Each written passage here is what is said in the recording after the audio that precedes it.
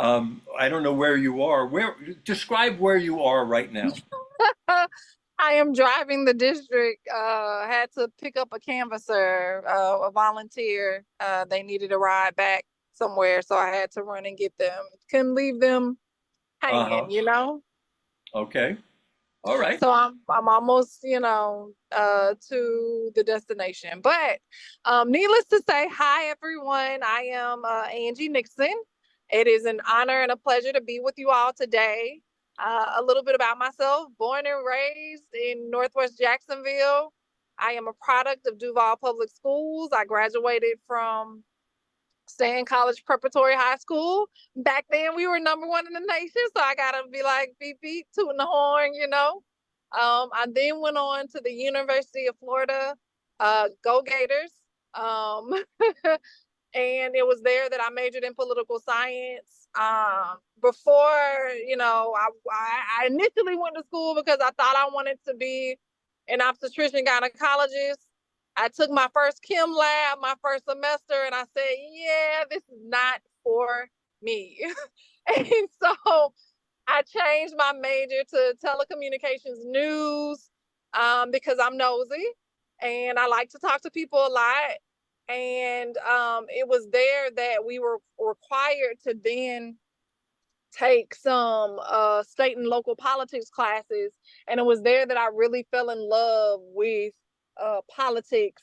It was one specific class where we were learning about a governor who used like line item vetoes to actually like change different words or erase certain words to make all new sentences. I cannot remember who this was, but it was a long, long, long time ago. And so when I saw that, I realized that, oh my gosh, that's a lot of power for someone to have. And if it's not in the right hands, that it could be detrimental to our communities. And so I decided to change my major to political science. My last semester, I came home and interned with then City Councilwoman Mia Jones, and I just fell in love with just like public service. From there, I went on to work for a nonprofit, and then I went to work for Mia Jones. Actually, before that happened, she resigned to run for state rep, and I ran for her seat for city council. I lost, but I ran because I felt as though they weren't addressing issues that young professionals and the younger generation cared about. I was 24 at the time. I lost, but it opened up a bunch of doors. And so fast forward, Rep Jones won her seat. Then she later brought me on as her district aide. And then I decided to work for a guy by the name of Alvin Brown when he was running for office. And then we elected him to become the first Black mayor of Jacksonville, and the first Democrat in over 20 years. And so after that, I became a community organizer and I was the first organizer for Florida New Majority, which is now Florida Rising. And so I really learned about organizing and how to build power within communities. And I'm very intrigued, and like I'm all for building power in communities that are often marginalized. When I was in elementary school, I was bused all across across town, because my mom felt that my neighborhood schools didn't have the resources that other neighborhood schools like in Mandarin had, right? So grew up off of Moncrief, and she's told me she didn't want to make the same mistake that she made with my brother. And so I was bused across town, having to get up at 5 a.m. as an elementary school kid to go ride a bus for over an hour to get to Beauclair Elementary. But there, like, I realized that, there were differences in my side of town and Mandarin, right? Like, they had better infrastructure. I saw they had more restaurants, they had more things to do. And like I would come home and I had more homework than my friends. And I went to a neighborhood school and they went to a neighborhood school. Actually, there was a magnet, but there were magnet programs in our sides of town. But oftentimes the neighborhood children weren't able to get into those, or just, lack access. And so growing up, I realized while in college, like, I didn't want that to continually happen. And so that is one of the reasons that I decided to get involved and to run for office. It's one of the reasons I continually organize, just due to the lack of access and the lack of healthy food options, the lack of options for healthcare, and also I'm opening up a bookstore because one of the reasons I decided to do that was because the neighborhood kids aren't oftentimes on grade level. And so, they often talk about the community needs to do more, they need to do more. So I decided to step in and do more and to bring people here to help us offer free tutoring. I actually just pulled up outside the bookstore and there are kids in there doing free music lessons. And so, I really care about my community. I really want everyone to thrive and to flourish and not have to worry about making ends meet. And I just feel that we deserve more, particularly in my district in the West Side, as well as in Northwest Jacksonville. And so I'm going to continually fight for it, regardless of what other people may say, regardless of whether or not I'm ostracized or demonized. I'm going to continue to fight for my community. And that's a little bit about me. And Angie, look at this. Yeah, You did this too. I did. I did. My This, daughter this had is this is the Adventures of Moxie McGriff, written by Angie and who? my daughter. So we wrote that back in 2014, 2015. My daughter was having an issue with her self-esteem. She hated her hair. She would come home and say she wanted long hair and she hated her hair. She hated her skin complexion. And she also didn't like to read. And so I got this idea, okay, like, let's make her superpower. I asked her, I said, you wanna write a book with me? And she said, sure. I said, let's make your Afro puffs your superpowers or something. And she was like, cool. I was like, what kind of superpowers would they be? She said, fire and ice. I was like, okay, that's cool. And I said, okay, we can write a book, but only one condition. You have to read more books in order for you to like write this book, because we got to learn more words. I said, if you don't read more books, you won't learn any new words, and you don't want people to think your book is boring. And so she did. And we wrote 3 books actually together. And we entered the first one, though, was, we wrote the second ones afterwards. But the first one we entered into the One Spark crowdfunding festival back in 2015. We won the education category and we won like over $15,000 to help us publish it, and to print it and get it out. And so since then, we've traveled the country. We got they flew us out to Alaska.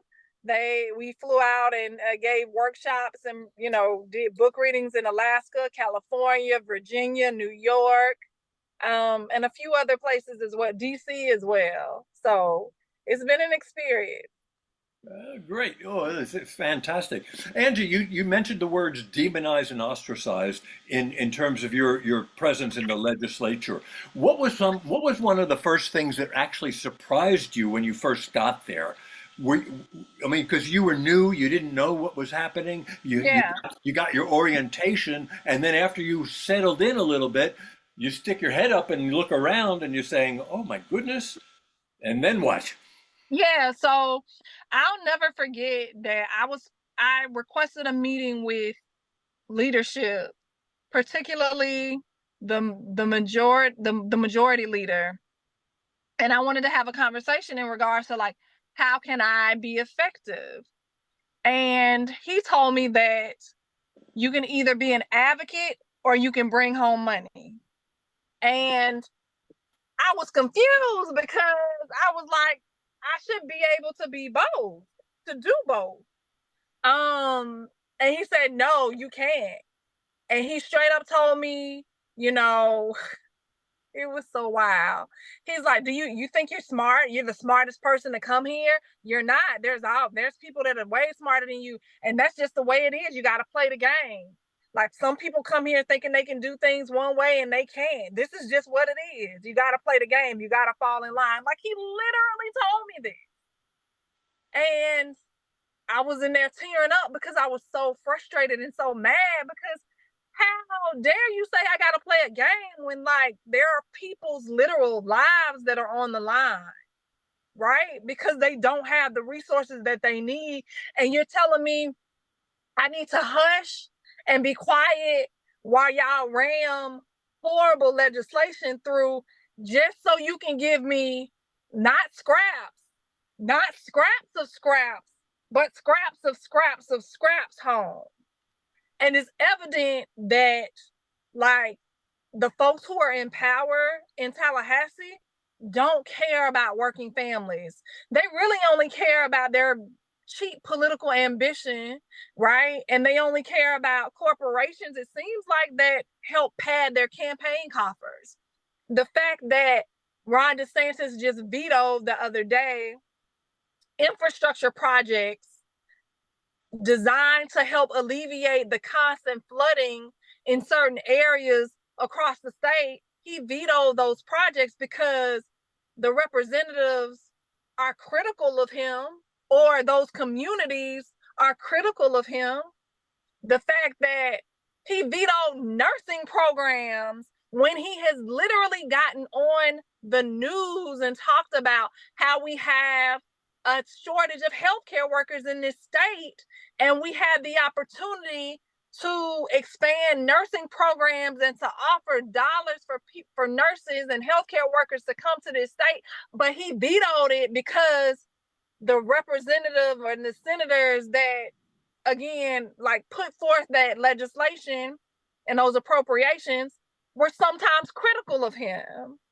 So he's politicizing the budget, and we all should be pissed off at him because that's not his money. That's our money. And I take issue with that. I take issue with anyone who tries to say that I should sit down and be quiet because we've been quiet for too long, and look what we have now. We've allowed someone to basically become this tyrant and this dictator and do whatever he wants to do. Like he's literally trying to hide transactions that he's done while in office because we know that he used his office for his candidacy. He's trying to hide those transactions to the point where he's vetoed legislation that has forced the legislature to figure out ways to get money to make sure that they have staff. Right. And so this is what we're dealing with, and I just can't sit down and be quiet. Right. No, and I have a feeling you can't sit down and be quiet. It's obvious you can sit down, but whether you could be quiet or not, that's a whole nother thing. That's one of the things that isn't it very important if you're going to be in the political process and you are now a professional politician that you have to speak up?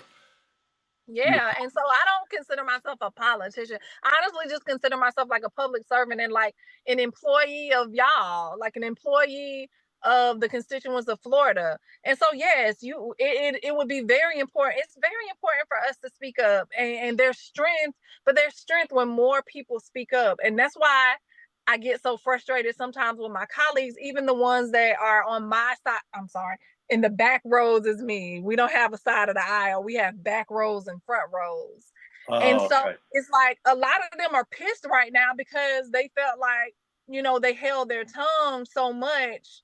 And some of them even voted away uh that they didn't really want to vote, but they did it because they wanted to bring money home to seem as though they were effective.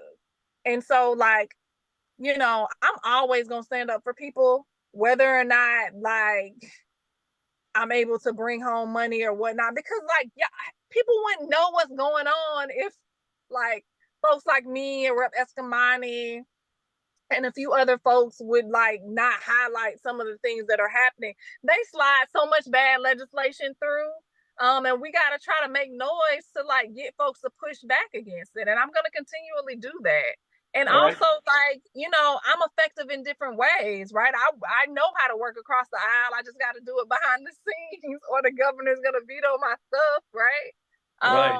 So, like, I think that the families, the over 100 families that I helped get rehoused when they were dealing with slumlords or dealing with hotel closures where they were like actually living in, I think they say I'm very effective in regards to like helping them get housed, and helping a lot of them get employment.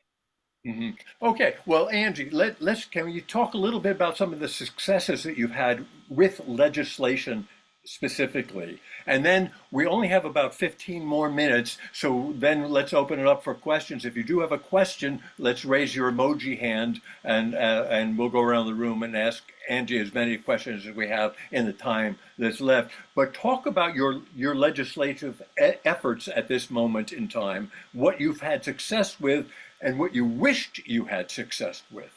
Yeah, so some of the things that I have had success with, I've ran bills. They won't let me necessarily pass them all, but they take my bills and they put them in their bills, or they run them.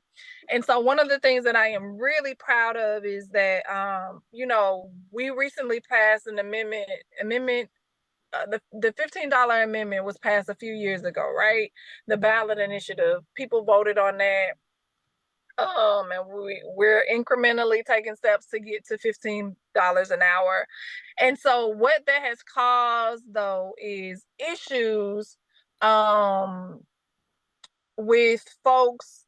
So I'm a mama. I got 5 kids, one of which is in daycare, and daycare is expensive. There are people paying $300 a week for childcare. And so, but one of the things that I did, one of the bills that they pulled into one of their bills, due to the $15 an hour minimum wage, some people no longer qualified for like a voucher, a child care stipend, to help subsidize the cost of child care. And so if you got a kid and you making $15 an hour, again, I just said some child care facilities are charging upwards to $300. Heck, I pay $175, and that's nearly $1,000 a month. And so my bill basically expanded the threshold regarding how much money someone can make in order to be able to get a voucher. And what does that do? That's not a handout at all. What does that do? That allows low income children to be able to have access to early child care, which can set them up for success, because oftentimes low income children, they don't go to early child care because their parents may not be able to afford it, and so they're starting behind, right? And so happy that just actually passed this year and was pushed through. Also, like, it's oftentimes how you're able to kill bills, right? And so um the work of my organization and myself, and like being an organizer, trying to help or make bills less bad. One of the things we helped make less bad was the child labor bill. There was a bill where they were going to allow 16 and 17-year-old children, which one of the bill sponsors referred to as not children, but said they are youth workers. It was going to allow them to work on roofs and scaffolding. I don't know about y'all, but I have a 16-year-old, and she has a tough time cleaning the dishes correctly. So can you imagine a 16 and 17-year-old being able to work on a roof or scaffolding? And so we were able to organize and get people involved to stop that bill from allowing that portion of the bill. So we made that bill less bad. We also were able to agitate and organize and put pressure on the child labor bill sponsor, Linda Cheney. There was going to be a bill for 16 to 17-year-olds to be able to work unlimited hours, any time of the night, without breaks. And so now there is, they do have to have 30-minute breaks after, I think, 4 hours of working. They also can't work overnight. It has to be between the hours of 6:30 a.m. and 11 p.m., I think. And so we were able to make that bill less bad. And so those are just a few of the things that I've been able to do. Right, that's fantastic. So if you had to talk about politics, and I know you don't consider yourself a professional politician, and I can agree with you on that, because you're Angie Nixon. You're like Jenny from the block. You're just somebody who just happens to be having this job. But Right. if you could say to the world, why is or address why is politics so important, or Oh my is God. politics important, what would you say to them? I would say politics is super important because everything we do is impacted by who's in office. Hmm. Whether or not we have clean air to breathe or clean water to drink, i.e., Flint, Michigan, i.e., Jackson, Mississippi, right? Whether or not we have roads that are uh, adequately paved so as that they don't mess up our alignments or our tires, right? Like whether or not we have teachers and educators in the classroom, like everything. Like if you think about anything, you can like tie it to who's in office and how they have a direct impact on it, right? And so it's also important because like power, right? Like our vote is our power. And so we can like not use it and just get our freedoms continually stripped away, or we can recognize that when we come together, we can overtake those who are really just trying to harm us and who are trying to stay in power and who, frankly, are just literally in fear that they're outnumbered and folks are going to do to them what they've done to many marginalized communities. But I don't think that's going to happen if those marginalized communities get in power. I think they're going to lead with love and honor and dignity and respect. And so everything has to do with politics. Yeah, right. From the moment you wake up to the moment you go to sleep, and all during your dream periods while you're asleep, you're being affected by whatever the politicians are doing. Is that a fair Exactly. statement? Oh, yeah, it definitely is a fair statement. Okay. So what do you prefer? Do you prefer being in the House and legislating and dealing with the adversarial situations that you have there, or campaigning? Ah, I prefer being able to help my constituents however I can. And you know, I just got a text message from JA. A constituent went off on one of my volunteers and was like, I'm not voting for her. Absolutely not. She ain't did nothing. Da, da, da, da. And they were like, what? Hold on. And so I called them and I actually popped up on them. And then he apologized. And he was like, I'm sorry, my wife told me you're the only one who's doing anything. But he was upset because his city council member had not done anything in regards to a pipe that JA had laid and there were issues, and so he's losing property. And so it's like, you know, I found it out by us knocking on doors, right? And like also though, when you're legislating, you can help address issues, right? Like put forth policy to help address issues. So it's like I don't care whatever area I'm in as long as I'm able to help people. And so that's how I answer that. Right. Well, yeah, and that's of course admirable. You know, most of us try to help people. Even our adversaries think they're helping people, right? So I they, don't know if they think they're helping people. I think a lot of times they know they're harming people, honestly. They want to uh, make it seem as though they're helping people, but no, like no, not with all of some of these laws. They're literally trying to suppress and oppress people and strip people of their freedoms because again, They want to stay in power and control. So I would have to say, no, that's not the case. So just give a quick explanation of why it's important to vote. I mean, it's important to vote again, as I stated earlier, because there are people who are trying to do us harm. There are people who are trying to strip us of our freedoms. There are people who don't want us to ever get ahead, or certain groups to get ahead, or to be able to flourish and to thrive. And so if folks like want to not continually make ends meet, right? They want to, be able to rest and be good with resting and not have to worry about anything. Like, you have to vote. You have to vote. Have you If they heard? want their property taxes lowered, I'm sorry, their property insurance lowered, or their rent lowered, like, that is all determined by like who's in office. We could have addressed certain issues with the property insurance, but yet and still the folks in leadership decided, nah, I don't want to do that. I want to give them a $3 billion bailout.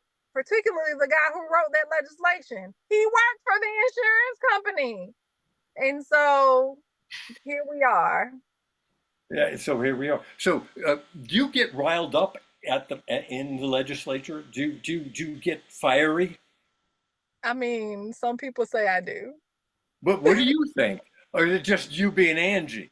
I think that's how I am all the time. You just Like, yeah, I'm a very passionate person, and I don't like people being taken advantage of. I don't, and I'm always fighting for the underdog, and so, I'm always going to tell people, like, if I think they're doing something wrong, I'm gonna tell them, and if I think they're doing something great, I tell them that as well. who do you feel are some of your biggest opponents in the legislature? I would say Randy Fine is an asshole. I'll just go out and say that. Randy Fine is horrible. And I mean, Alex Andrade, he likes to he will die on the hill that Black people benefited from slavery, like straight up wants to die on that hill. Um, and I would, those are the major ones, I would say. Okay, all right. And what do you think of our governor? Oh, of course.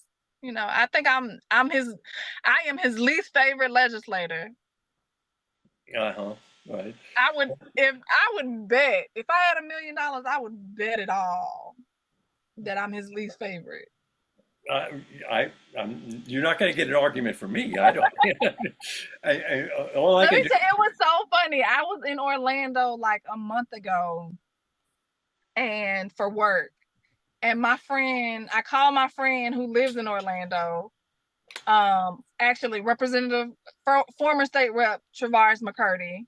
He lives in Orlando, and so I said, "Hey, I'm here. What you doing?" He's like, "Oh my God, Angie, you should come when I told him, I said I'm in Orlando, and he said, you should come where I'm at right now. I'm looking at Ron DeSantis. He's hosting a campaign fundraiser for Andrew Bain." So I showed up, and I was there, and we waited for him to pass us.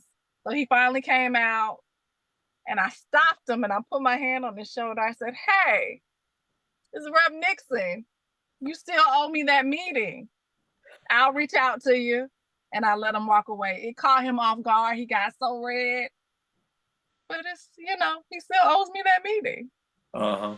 Do you find your time more extensive when you're in session or when you're out of session and with family? Because it's a difficult thing to balance family. I know you're married. I know you have children, and the balancing act of your family life and being in session is got to be Yeah.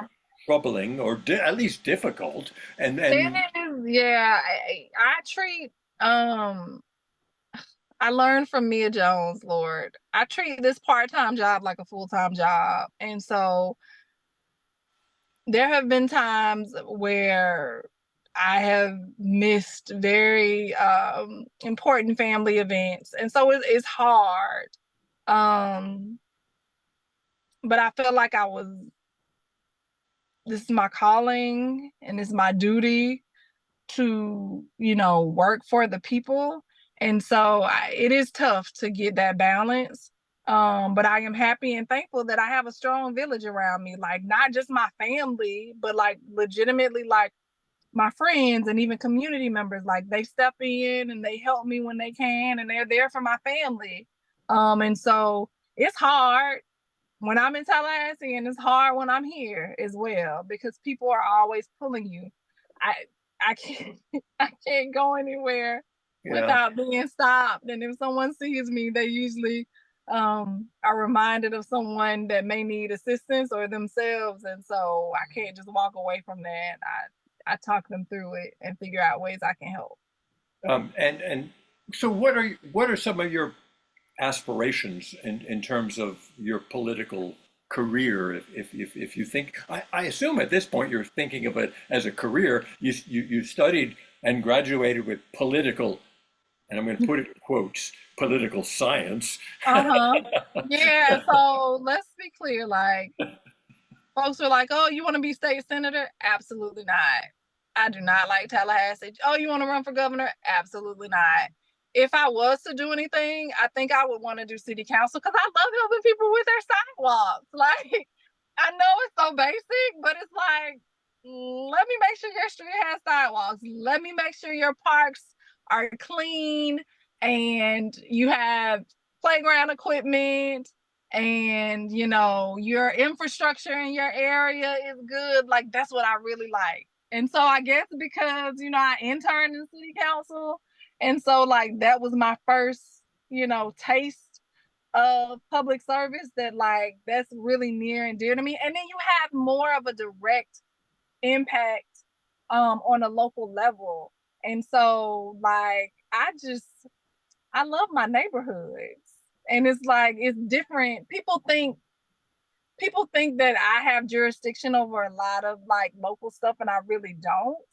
And I wish I did. And so yeah, I love city council. Oh, that's cool. And pe pe elections are very often won by people who do not vote. So Mm-hmm. it's very important to become a voter and register everybody we know who can vote. And then it's also important to become informed relative to what the issues are. What is it? How do we get that information out to people? I mean, I I think know you you, have to go to them. I mean, it's as an organizer, like you have to meet people where they are. We can't host events. Sorry. We can't host events and think people are going to come to us. We got to go meet them where they are, where they gather, where they hang out, and start building relationships with them, and doing things so that they trust you. Because too often people only pop up during election season, and it like they're like, you're just being transactional, you don't care about me, right? And so like that's one of the reasons, right? So I established an initiative called Solidarity Sundays. It's right outside the bookstore. We do it the last Sunday of the month, and I got it from an idea based in Brazil called Solidarity Kitchen. And so what we do at Solidarity Sundays is we ask people to bring clothes they may no longer need, but that are in really good condition. We ask people to bring extra food that they may not want. And we also have like a live band. We let people table if they're business owners or have a nonprofit. And then we like have games and things like that.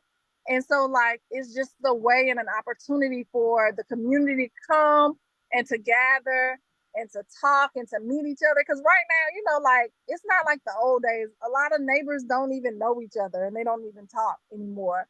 And so we're bringing people here, and then also like allowing people who are don't feel comfortable going to like a food bank or going to a place where they can get clothes and stuff. And so like we we allow people to have dignity when they get access to that here and that type of stuff. And so it's just a fun event. And I kind of like base my organizing off of like how the Black Panther used to do it. They saw kids were going to school hungry, not able to concentrate, so they started a free breakfast program. They Mhm. saw people didn't have access to medical clinics, so they started the free clinics. And so, like, I see children are struggling reading, go offer free tutoring. I see our children don't have access to music lessons and things like that because it's too expensive. So we want to have access to that. And not only that, but when you play music, it uses different parts of your brain. So it helps you become even more intelligent, so to speak. And so, yeah, we're doing those types of things. Also offering like free workshops for people and then like turning in this bookstore into a community hub so people can utilize it. But when they come, they're gonna get radicalized in the right way, right? And so you gotta meet people where they are. You gotta give them the things that they need because too many people are more concerned right now how they're gonna put food on their tables, or keep a roof over their head as opposed to voting. And so when they come to the events or you go to the event or you host an event that's super fun and engaging to them, then you can have conversations about like how they shouldn't be struggling. And if we elected champions and people from the community, that they wouldn't be struggling, right? Because they would work to address those issues with policies that are about the people and not benefiting, the corporations and the corporate interests. So Can you talk a little bit about the Jack's Melanin program? yeah, so the Jack's Melanin Market was an event, an organization that I helped co-found. I'm no longer a part, but I actually went the other day. They had the Juneteenth market. It was a market that was designed to help Black business owners showcase their products and their wares and Black artists because oftentimes the Black community start businesses out of desperation, um, and they don't necessarily start them out the correct way. And so sometimes people think that they just need to get an LLC. And so we created this marketplace where people can come and sell their goods, but then we also created we have workshops to help them legitimize their businesses, right? Like help them learn how to make sure they're filing their taxes, how they need to make sure they have insurance and make sure they're keeping track of the books so that they can get access to capital. Making sure they're fully licensed and certified because sometimes they're not, right? And again, it's just, because people just like they want to get out of struggling, and so they'll start a business, which is right, which is good. But we want to make sure that they are successful and that is and that they're sustaining, right? And so that's one of the reasons that we started that organization. We're going into this is the ninth season, and so I co-founded it with my friend Don Curling, who was born and raised on the East Side. And so it's doing really, really well. The other day they had over 250 vendors outside. They've partnered with Live Jacks on a bunch of other projects. And yeah, so that's what it is. Oh, that's fantastic. And we just recently passed Juneteenth. Is there some events that happen there that you go around your district? Yeah. Yeah, So yeah, talk. so Juneteenth is actually on this upcoming Wednesday. And so a lot of Juneteenth celebrations happened this past weekend, one of which was the Melanin Market, which was on 8 Philip Randolph Boulevard. And then my bookstore is actually having a Juneteenth event on Wednesday from 4 to 8. And so that's happening And then there was a bunch of other events, and there's going to be a bunch of other events all this week, just in Yeah. celebration of and commemoration of the you know, when the slaves in Texas found out that they were free. So how often do you nap in your car? Not enough. You Not know, enough. because you're on the go, right? You're going from one place to another place. You're shaking hands, you're kissing, you're hugging, you're telling everybody how wonderful they are, and you need this, and you need that, and we need your vote and all that.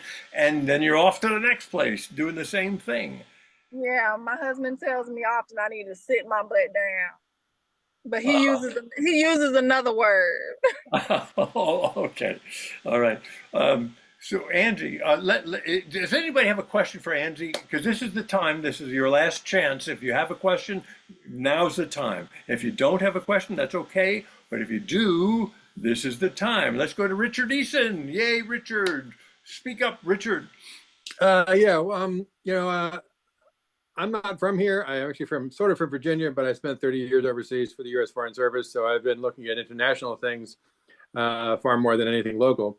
But one of my concerns about local politics is the disappearance of local newspapers and the overtaking of local TV and newspapers by these huge conglomerates, basically that seem to be largely conservative. Are you finding that as an issue in this area as well, or is the media an ally to your goals as a politician here, as someone who works in the Public servant. legislature? Yes. So yeah, no, we're finding that to be an issue for sure. And so I am also the executive director of a statewide progressive coalition and alignment group called Florida for All. And so like one of our core engines is in the communication space. So we are working to help combat like a lot of disinformation that is happening, and to also just work to be a source for folks to know, like a trusted source for folks to know about, and then also like helping support some of the smaller newspapers and that type of stuff, with getting the accurate information, particularly like the Black and brown papers, which run on like a shoestring budget, and they oftentimes like get media information last minute, and they only like publish like twice a week, right? But it's a huge issue, and I think, you know, that's one of the reasons that TikTok is kind of under attack, right? Because they see that younger folks, the younger generation, heck, everybody is starting to kind of go away from those bigger conglomerates because they clearly have some type of bias. And so they go to TikTok to try to get the most accurate information. And so, you know, that's what's happening. Follow up, Richard? No, but another question actually. My father was a Methodist minister who I grew up in North Carolina, Virginia. He moved around. He always did a civil rights sermon once a year, which usually got him kicked out of a church after the second year because they couldn't take it anymore. Even though he was from Charleston, South Carolina, he had served in the U.S. Navy and he had the right views of things. But you know, so white supremacy issues and racism have always infuriated me. I mean, when I was 6, I was in the parsonage, and somebody called up and yelled into the phone, you know, the N-word, N-lover, to me, a 5-year-old answering the damn phone. I still want to throttle that guy if I could ever meet him. I don't care if he's old. I thought that was the cruelty of that, to say that to a known child in the tone in which he said it, was to me just beyond the pale, miles beyond the pale. But you hear the date 2042 as the date under which whites will merely be one more minority in this country. Is there any sort of, I know that's a long way from now, it's 18 years, and we got to get through a lot before then. But is there any kind of sense that things will have to change because white supremacy will not be able to be in charge forever, because they'll be having to play more politics. You'll have to work with other groups of people of different color and ethnicity, or you won't get anything done. You can't just ram your policies through like they do in Florida and Tallahassee, for example. Right. I mean, is there any sense? I know this is 20 years from now, so it's not going to help any of us necessarily. But I mean, it's out there and it's happening, in my view. So I think that what we're seeing now, though, is that they realize that, which is why they're trying to strip people of their freedoms, and why they're trying to roll back like criminal justice reforms and increasing,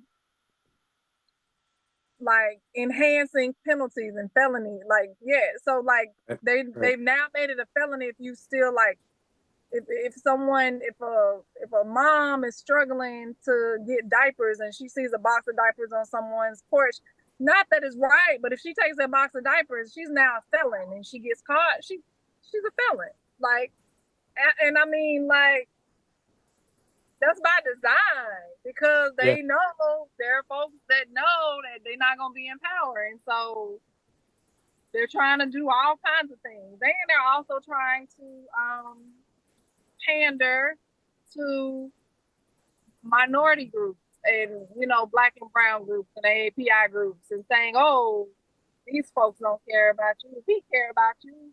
You're not oppressed. Which is like, when you look at things, like, yeah, we are. Like, we're starting way behind, and you won't give us the things that we need to even catch up. And if we ask for it, oh, now it's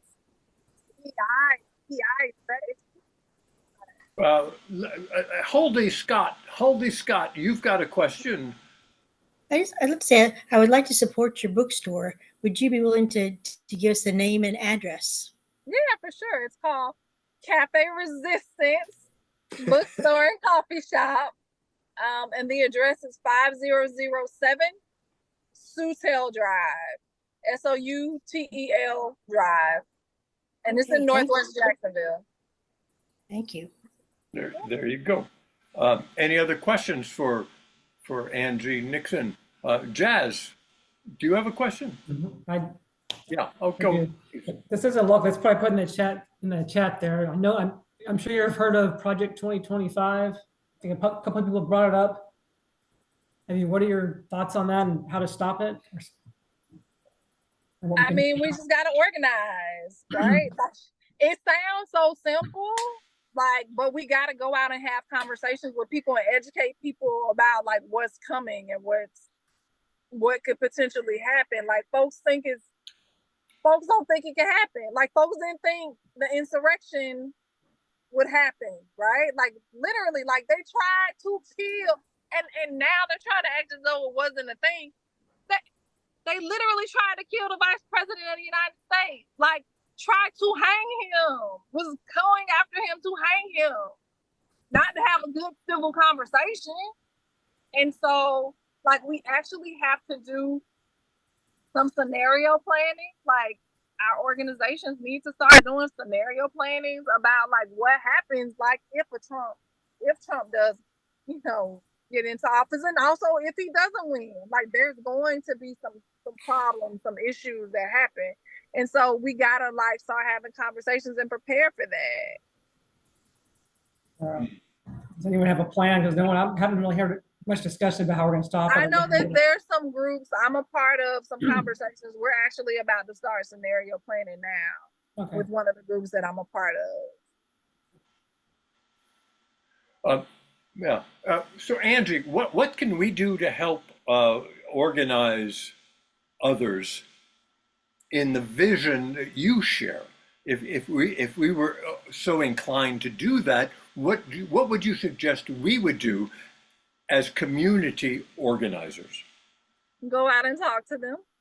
Go out and build relationships. Find out what their issues are, and see where there's common ground, and what you all can collectively do to address those issues. Because again, it like everybody wants the same thing. Everybody wants to live, be healthy. Everyone wants to prosper, and everyone wants to be saved. Like everyone. And so I think when we just go out and just start having conversations and just building relationships and finding out why people are doing the things that they do and what they care about, like we're really able to tear down walls. Hell, you're able to hold people more accountable when you know who they are and they know who you are and you have a relationship with them, right? So So, what happens when you meet somebody and you're out there and their whole life's goal has been taught to harm and hurt you? How do you break down that wall? I think sometimes you break down that wall by breaking bread with them, by doing cultural things with them, like by dancing with them, right? Like just small things at first. And then you find out, okay, like, you know, like there's some community organizing groups that like they lead with like cultural events and they lead with by breaking bread and just having conversations, and then like you're dancing or you're eating and you're finding out you have some similarities, you have more in common than you do not in common. And then you're able to invite people to like your neighborhood or your community to see some of the issues that you were talking about because they never experienced it, right? And vice versa. And so then that way, like again, you're able to hold people accountable and say and let them know how what they're doing or saying is causing harm because you built that relationship with them. Hmm. Yeah, and it. And have you had experience where you've been able to build a relationship with people who are antithetical to who you are, and and just this is like a generic question, but I'm asking it specifically to you because you've had so much experience. Have you had experience with people who have been antithetical toward you, and you've been able to change their mind? Yeah, some legislators who have put some of my amendments on. Granted, I don't do it publicly, but like going out, breaking bread with them, and then maybe like, I mean, I don't publicly say I got this, you know, I need you to do this like right away, that type of thing. Like you having conversation, hey, can we go out to eat? Let's hey, there's a concert. Let's go check this concert out. And while you're there, getting to know them, and then asking them for the favor that you need to put into that legislation. So yes, I have had some successes. There was particularly with a bill, an education bill, in which they made some concessions for me. All right. Are there any other questions from the room for Angie? If not, I'm going to say thank you to Angie, and then I'm going to ask. I got one more question for her, but if you don't have any other questions, now's a good time to show your emoji appreciation or whatever you want to do. But Angie, my last question to you is, what's on tap for the rest of the night? Tap is into drink or just in general? Um, yeah, all right. I wish I had a watermelon spritzer or something like that, but no, I'm gonna go into the bookstore. They have music lessons, and then also I'm gonna finish work. I have some more work to do. Okay. And and then at some point you go home?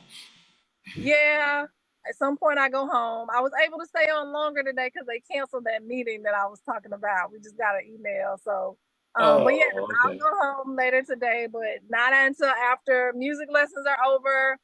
I welcome my volunteers back out for knocking on doors. I do a little work on the internet, so to speak, and then I can head home. Luckily, my husband likes to cook, so I don't have to worry about cooking. Uh-huh. Yeah. Well, good. Um, so you are where are you parked right now? Outside of my bookstore. A Publix in your district.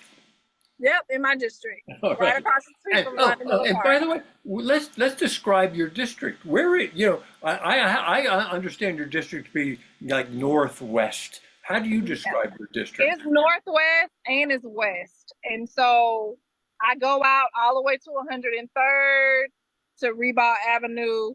I stay within the boundaries of like 295, but I also go to like to 95. I'm in Riverside, Avondale, Paxson area, Fairfax, a slither of like Ortega,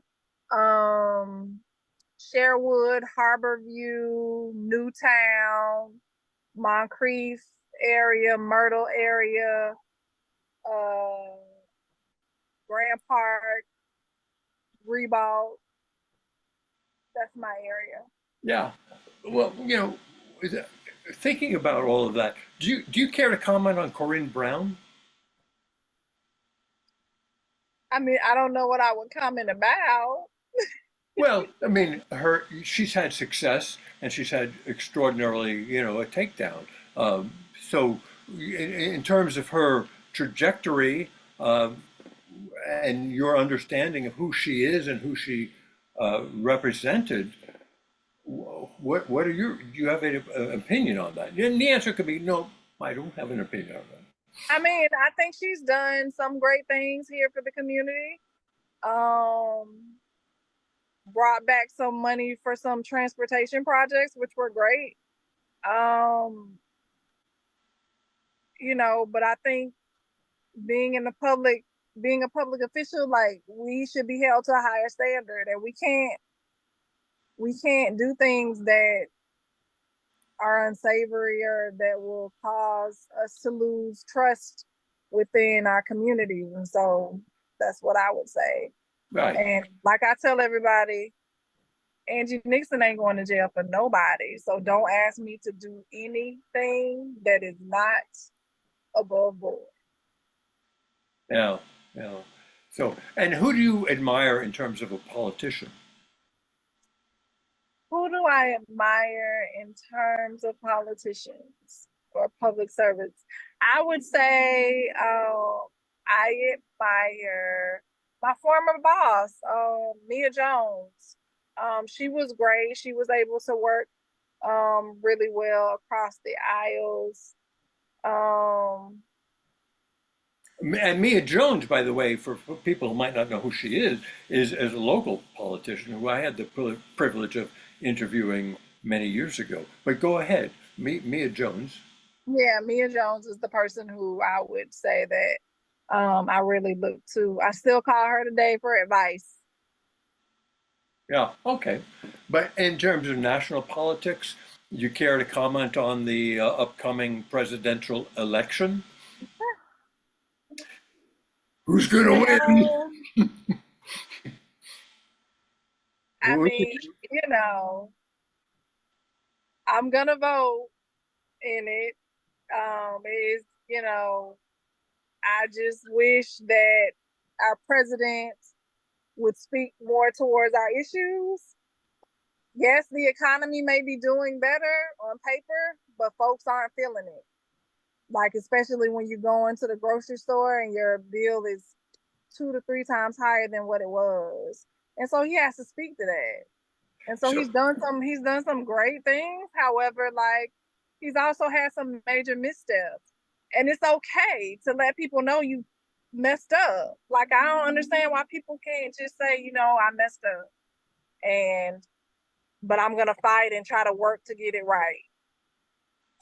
Right. It's so difficult to understand why we have the 80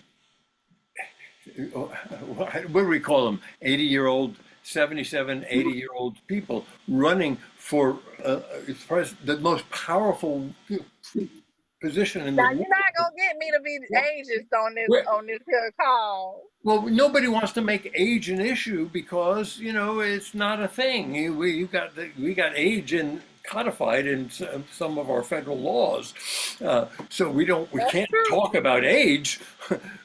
and that's not necessarily a thing. But then we got to look at vice presidents, and then we got to look at what's next.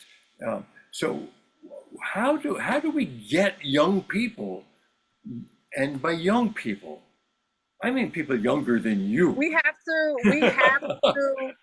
yeah, because I'm 40 now. We legit have to like invite them into the room and like listen to them and give them the opportunity to like offer up ideas and us actually like helping them implement it. Like for too long, I was told I needed to kiss the ring. Like, and I ain't kissing nobody ring. I'm gonna treat you with respect and all the things, but it's like we have to prepare folks. We have to train them, and we can't be afraid that they're gonna take our jobs. I want them to take our jobs. I don't want to be doing this forever. I legit like in the public service space. I may have 8 more years in me for something, but other than that, no. Like I want to usher in more young people, and so we have to bring them in and invite them in and ask them to get involved. Right now, like they not feeling us because they feel as though like we don't listen to them, and so I'm trying to bring some young folks on my team and let them know that I'm listening, and I let them like my staff. I let them come up with some bills or point me in some directions of some community members who want bills ran that positively impact the community. So like that's what we have to do more of. Yeah, yeah. Okay, I guess how can you disagree with that?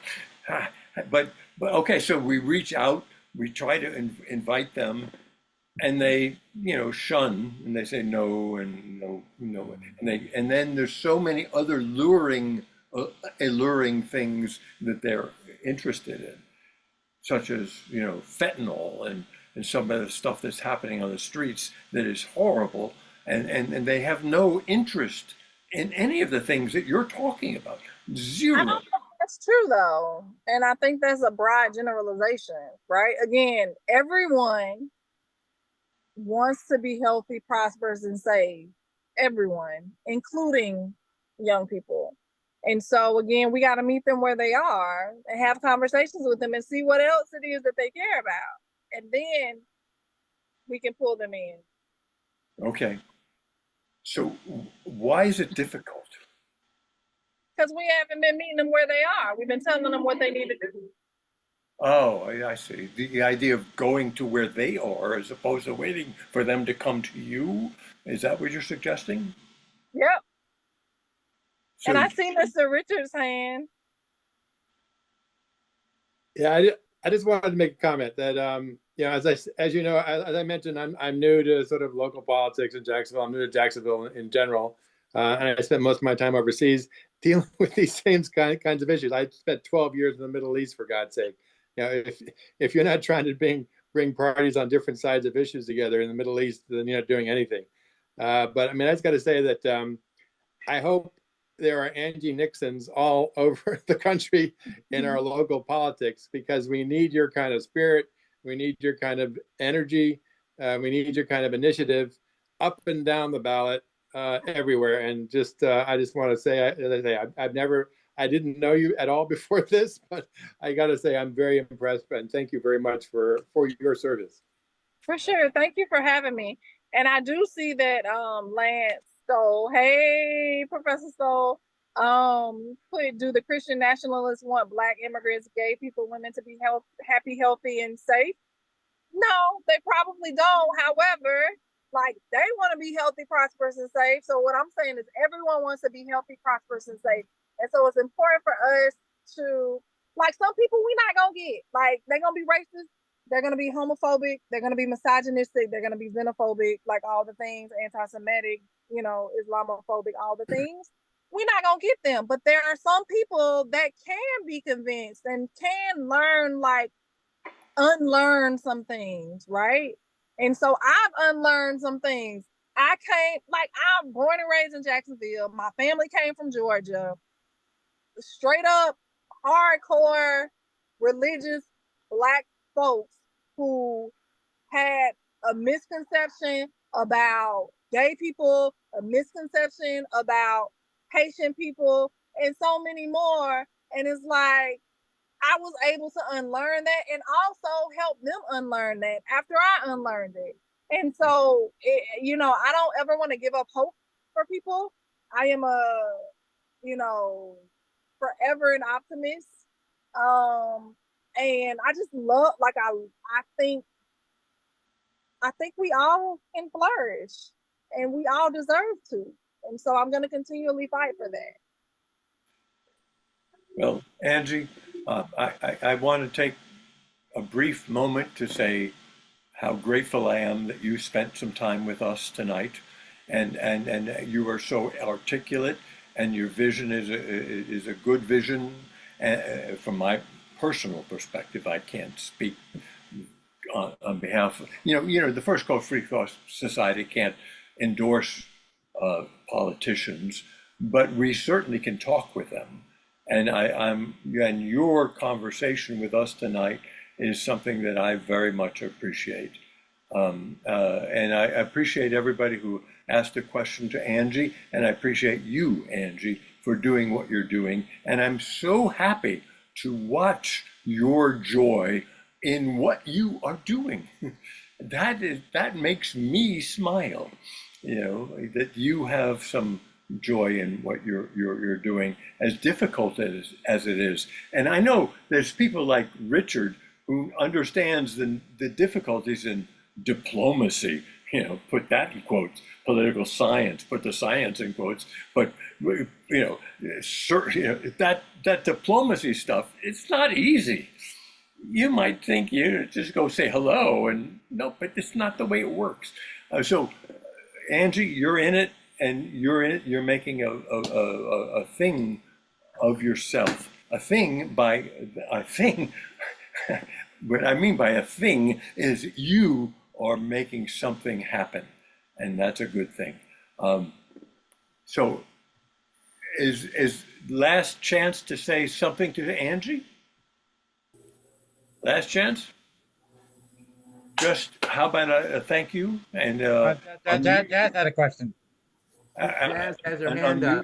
unmute your mics. So at this Can you hear point, me? what? I'm sorry. Have you thought about running for mayor? We have one last question. Angie, are you running for mayor? Have you thought about it? It's still I there. am simply running for re-election to this House seat, which is in tough future. right now. All right. City council. All right, and then let's go. Let's ask. Wendell has one question. Sorry, Angie, but let's one more thing, and then let's go. Wendell. No, we don't have Wendell. All right. So, No, I just made a comment that more people are realizing that it's not, democracy is not a spectator sport. I've heard that someplace, and they are registering and voting, not just registering, to say, hey, I've registered. So yes, so stay the course. Help is on the way. Yeah, more people, or where's this thing? Oh, there. More of us are. thank you. Yes. Yay, Wendell. All right. One more thing. I'm in Tennessee currently, and I've gone to the State House, and I've actually seen with my own eyes, these people are, I'm not a psychologist, psychiatrist. I really can't diagnose these people. But from my humble opinion, these are some lunatics. Yeah. I would agree. Thank you. No, Well, thank you. I shut up now. and it's so difficult to understand. I struggle with understanding what we call the opposition. There's a difference between the loyal opposition and the opposition. There's some people who are just antithetical to whatever, and it doesn't matter what you're doing, they're going to be against it. And there's other people who have just a great and antithetical hatred toward whatever you represent, and they're going to stand on that ground. And I think we have reached a divide again in this country, that we're getting close to that great divide. If we're not already there, I don't know. I don't know. I'm no political scientist. I don't know. I have no idea. I just observe stuff. And I observe you, Angie, and I observe you as being somebody who I applaud for your courage and your willingness to be in the fight. I don't even like the word being in the fight, but isn't that what it is? Don't you feel like you're in a fight sometimes? Yes, I do. I Yeah. do. It's hard being somewhere that people don't want you to exist. Yeah. Yep. I wish it weren't a fight, but that's what we've got. And you think after how many millenniums have we been walking around the planet, and we're still fighting with each other over food, Yep. over water, over a better quality of life. This kind of boggles my mind. But remember, everybody, I'm a simpleton. I got nothing going on up here. I'm just somebody asking some questions, and I'm looking toward Angie to help fix it. I think the level of evil in American politics is not to be ignored. It's not just opposition. I mean, you have people that truly hate a huge amount of the other side, that are completely unreachable, that are unreasonable at levels that I've never seen before, and certainly you don't see elsewhere. So I appreciate all the kumbaya stuff, but you're dealing with Nazis. You can't be kumbaya with Nazis, in my No, opinion. I totally agree. But I can't let them change me and who I am, right? I can't. Who said it to? There was a quote, and I can't think. Is it James Baldwin? To be living black in America is to constantly be in a state of rage. Basically, I'm really paraphrasing that horribly, but like I'm angry all the time. But I also know that you cannot just change everything completely with anger, right? Like you also have to change things with love as well. And so, yes, there are Nazis out here. And like I said earlier, like there are some people we just not gonna reach. We can't change. I literally said that. But there are some people that can unlearn things. And so I'm going to work to get them often and continually. Oh, all right. Right. All right. Well, So thank you. thank you. Yes. Again, thank you so much. I am going to have to hop. I really appreciate you all allowing me to be here. So yeah. Our pleasure, Angie, and thank you for your time, and thank you for your words and your wisdom, and the best of success to you as you move forward in your life, personally, and in your life in politically, and whatever other aspects of life that you might find. Sure. Thanks, y'all. Have a good day. All right. Good night. Thank you.